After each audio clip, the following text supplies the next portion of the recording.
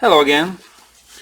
Today I'm going to show you a little trick how I replace this type of batteries on some of the laptops. They have soldered cables which are spot welded for the battery, and as you know, it's not a good idea to solder the battery directly with the soldering iron. So I'm going to show you a quick trick. It's very easy. I'm going to show you how I do it. We're going to use a little tape, or regular tape, or whatever we have, and a small piece of a shrinking tube.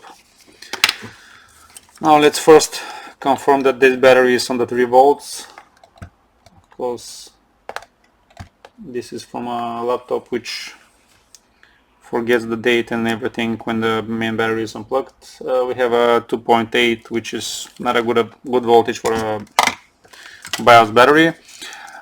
Basically, we're gonna remove the old cover and we're gonna reuse the connector. I'm gonna show you how.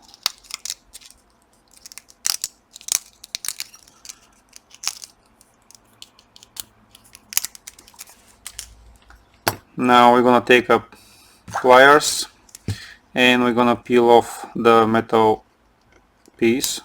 We're gonna reuse it like this. Even if you break it, it's not a big deal, but if you manage to take it off at one piece, it will be better. Right now, the way that I proceed, I just bend these metal pieces pretty much like a spring.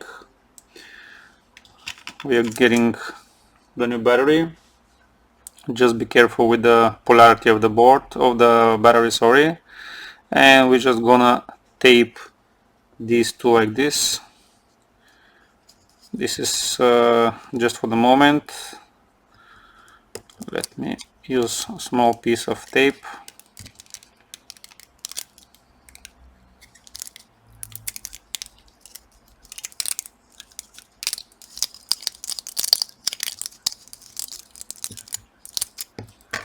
Like this.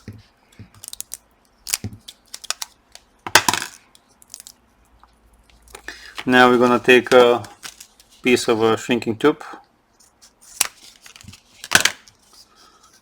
We're gonna put the battery inside and we're gonna heat the tube.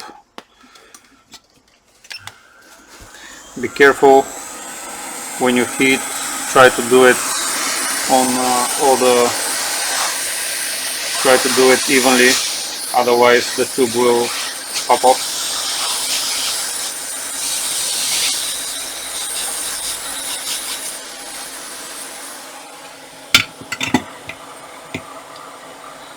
Like this.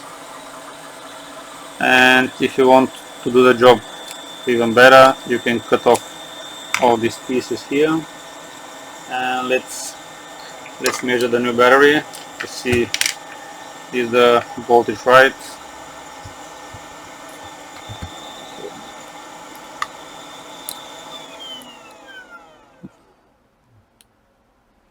As you can see, we have the voltage. Pretty much that's the whole procedure. It's very easy. You can replace this no matter if it's a 2-pin connector or a 3-pin connector, the battery. So far I have done probably more than 100 batteries like this, and it always works fine. The shrinking tube is making a pressure on the metal pieces and they are always connected to the battery. Pretty much that's the way how I do it, without any soldering iron. It's a small trick and I hope you like it. That's from me now. Bye bye for now.